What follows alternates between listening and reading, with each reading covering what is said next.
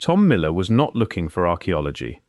In the mid-1970s, he was a spelunker, one of a small handful of people in eastern Idaho who spent their weekends crawling into the collapsed lava tubes that riddle the flank of Big Southern Butte, the volcanic dome rising out of the Snake River Plain southeast of Arco. The butte itself is 300,000 years old, one of the largest rhyolite lava domes on the continent, and the basalt around its base is pocked with tubes and skylights left behind when molten rock drained out from beneath its own hardened crust. Miller had a helmet, a headlamp, and the patience the terrain demands. On one descent, he found an opening that dropped into a chamber, and beyond it, through a throat barely wide enough to pass a body, a second chamber, colder than the first. Curled against the basalt wall in that lower room, mummified by thousands of years of dry, freezing air, were the remains of a bobcat and her kittens. He named the place after them. He had no way of knowing, crouched there in his own headlamp beam, that he had just found one of the more significant archaeological sites on the Snake River Plain. Big Southern Butte is not a small landmark to be casually overlooked. It rises about 2,500 vertical feet above the surrounding lava plain, a pair of coalesced rhyolite domes with a base more than 6 kilometers across, visible from highway pull-offs dozens of miles away in every direction. It was named a National Natural Landmark in 1976, one of the largest volcanic domes on Earth, and the basalt flows fanning out from its base belong to a completely different, younger episode of volcanism than the dome itself. Those flows are what produce the tubes. Molten rock moving across the plain cools fastest on its outer surface, forming a hardened crust, while the lava underneath keeps flowing, insulated and molten, carving out a tunnel as it drains toward lower ground. When the eruption finally stops, the tunnel is left behind empty, a hollow vein running through solid rock, sometimes for hundreds of feet, sometimes for less than the length of a house. Most collapse or fill in over the millennia that follow. A few survive intact, roofed and dark, waiting for whoever eventually finds the opening. If you're enjoying this story so far, don't forget to hit the like button and subscribe. Drop a comment telling me where in the world you're watching from. I love hearing from you. What Miller found that day was more than a den. Bobcat Cave, as it came to be called, is not one chamber but two, separate lava tubes joined by a narrow connecting tunnel that later archaeologists would have to cross on their stomachs, helmets scraping rock on both sides. The outer chamber sits at a relatively mild 54 degrees Fahrenheit. The inner chamber, deeper and darker, holds at a constant 34 degrees, year-round, regardless of what the desert above is doing in July or January.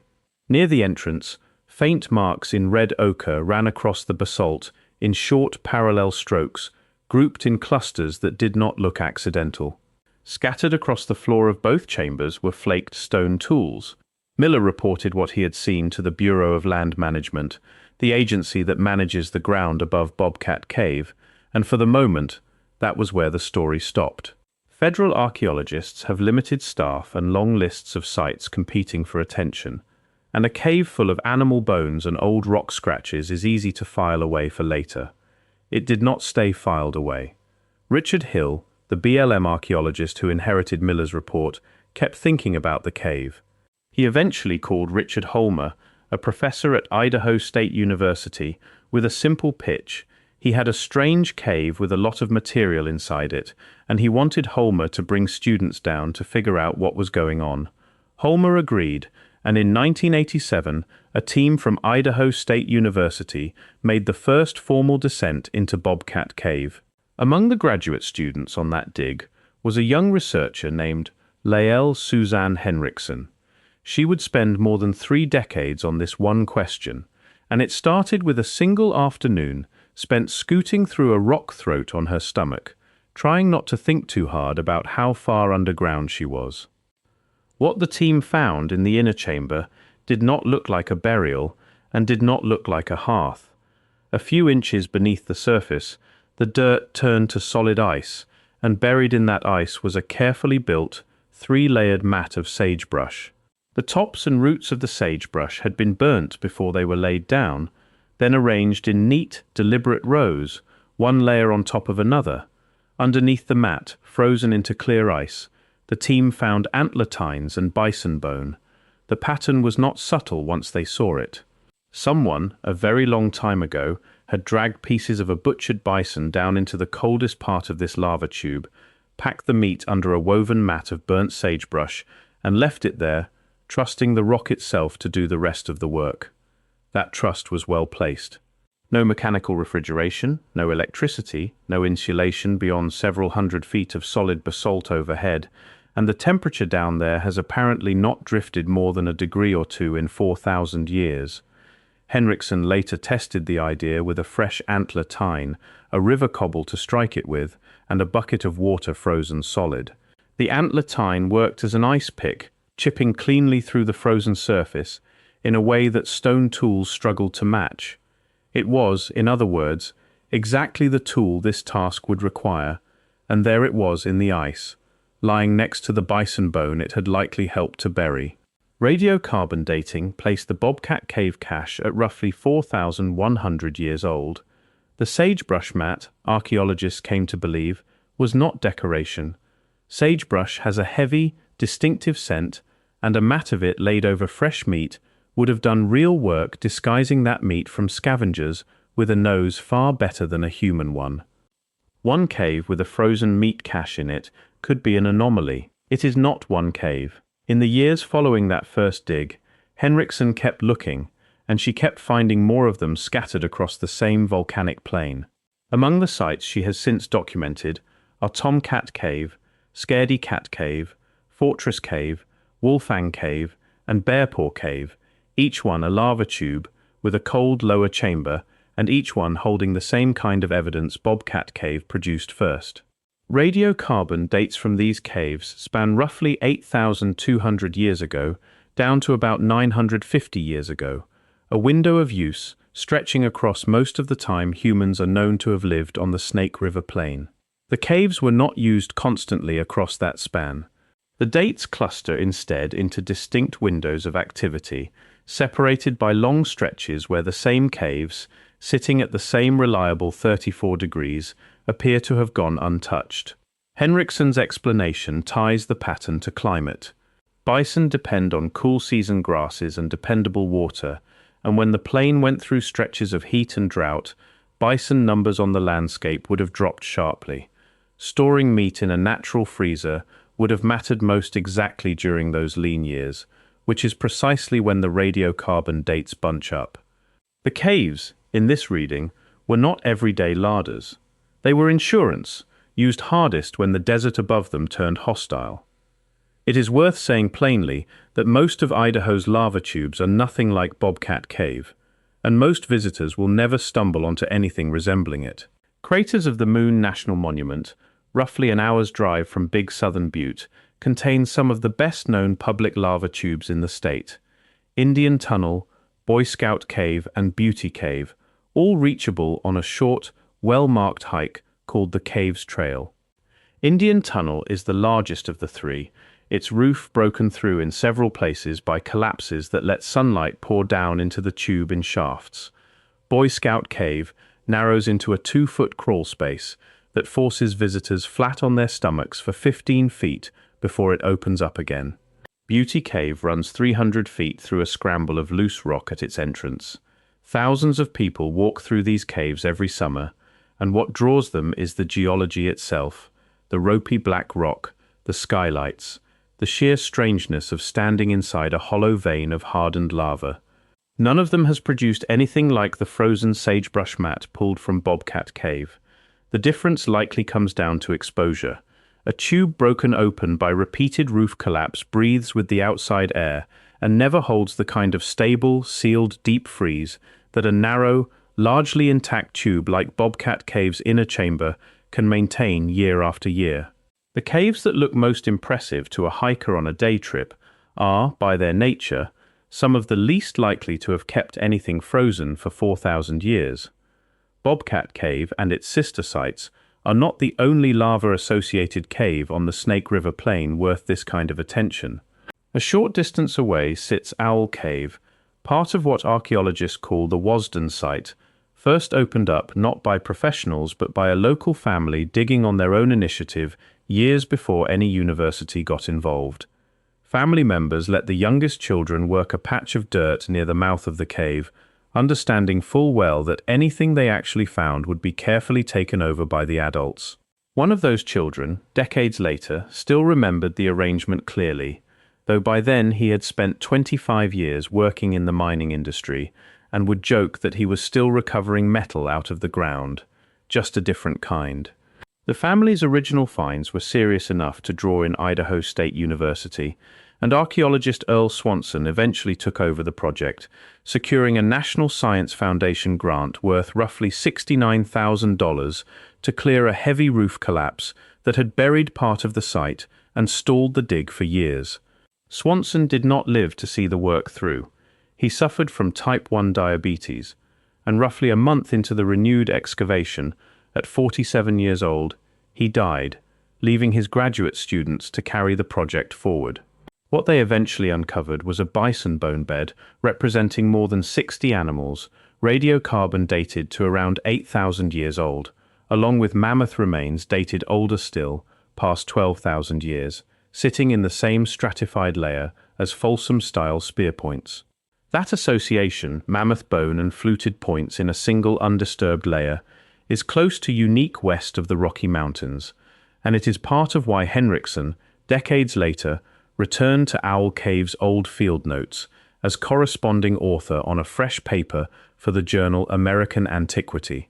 A discovery from the 1960s that had drifted out of most archaeologists' attention got a second look because new dating technology could finally ask sharper questions of it.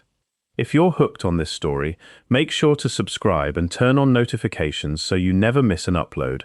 Your support means everything and helps me bring you more emotional stories like this one.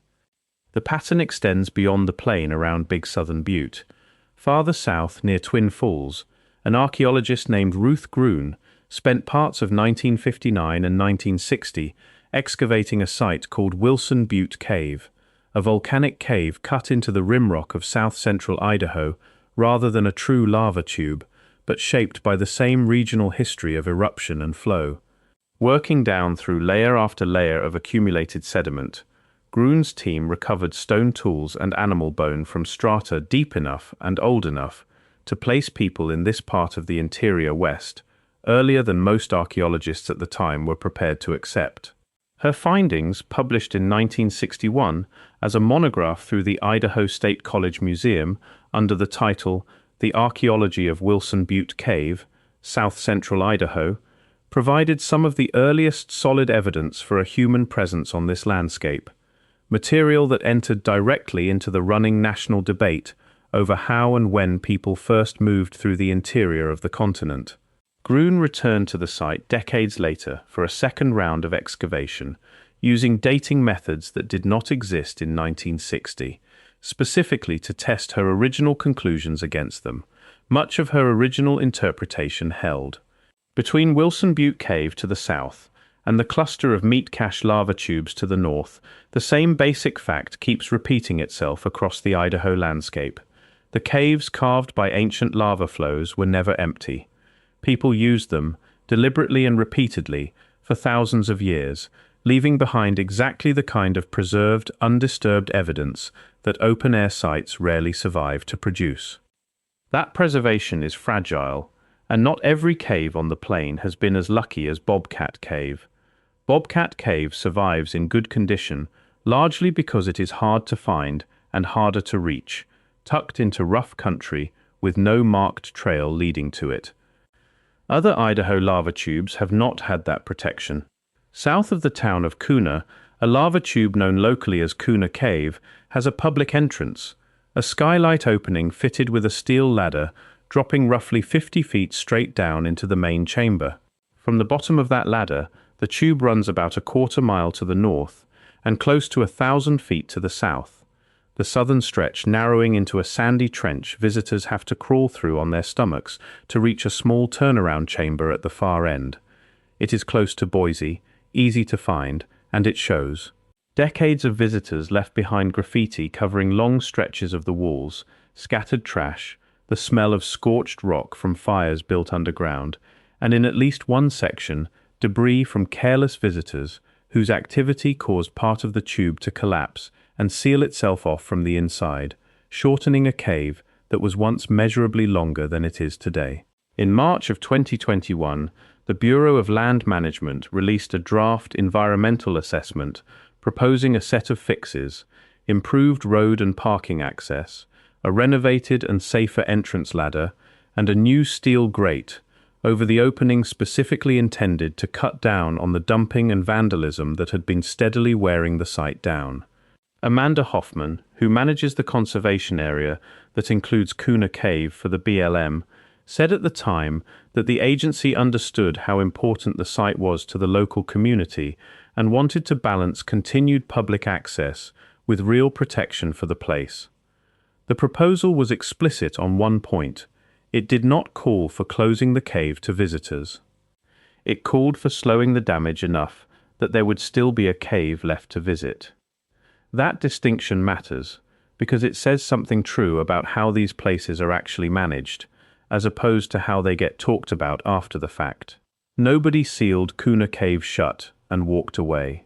An agency with limited money and an overused public site tried to strike a balance between keeping the door open and keeping the room behind it from being destroyed by the very people coming to see it. The real threat to Idaho's lava tubes has never been an institution with something to hide. It has been foot traffic, spray paint, and open flame, applied steadily over decades to a rock formation that took people willing to travel farther and dig deeper to leave alone. The caves that have given up the richest evidence, Bobcat Cave among them, are the ones nobody found a road to. Suzann Henrikson still works in this field today, now based at Idaho National Laboratory's Cultural Resource Management Office, where part of her job involves coordinating with the Shoshone-Bannock tribes whose ancestors built the sagebrush mats she first uncovered as a graduate student. She also serves as president of the Idaho Professional Archaeological Council, a role that puts her in regular contact with the same tangle of university researchers, land managers, and tribal historians whose overlapping, sometimes competing interests decide what happens to a site like Bobcat Cave next. More than 3 decades after her first crawl through that narrow connecting throat, she is still occasionally finding new caves on the plain, still adding sites to a map that keeps getting more crowded the longer anyone looks at it. What started as one spelunker's odd discovery of a mummified bobcat has become a documented, published, radiocarbon-dated record of how people on the Snake River Plain survived hard years for thousands of years running, using nothing but a hole in old lava rock and a working knowledge of exactly how cold it stayed down there. None of this required a cover-up to stay hidden for so long. It required only distance, darkness, and a rock throat too narrow for most people to bother squeezing through, which turned out to be more effective at keeping a secret than any locked door. The evidence was never destroyed. It was simply 4 feet underground, behind 100 feet of basalt, in a spot no road ever reached. That is the part of this story easy to miss in the retelling. The Snake River Plain is not short on ancient human ingenuity. It is short on people willing to crawl on their stomachs into freezing, pitch-black rock to go looking for it. Somewhere beneath Big Southern Butte, that inner chamber of Bobcat Cave is still sitting at 34 degrees tonight, the way it has for millennia, the way it will keep doing with or without anyone paying attention. The sagebrush mat that Henrikson's team pulled evidence from in 1987 was not left there by accident, and it was not left there once. It was the product of a plan, repeated across generations by people who understood their landscape well enough to turn a freezing, pitch-black crack in the rock into working cold storage, centuries before anyone had a word for refrigeration. Tom Miller crawled into that cave looking for nothing more than another tube to explore, and what his headlamp landed on turned out to be a working piece of technology that had simply gone quiet, waiting in the dark for someone to notice it was still there. Thank you so much for watching until the end. If you loved this story, check out the other videos on your screen now. I think you'll really enjoy them. And don't forget to subscribe if you haven't already. See you in the next story.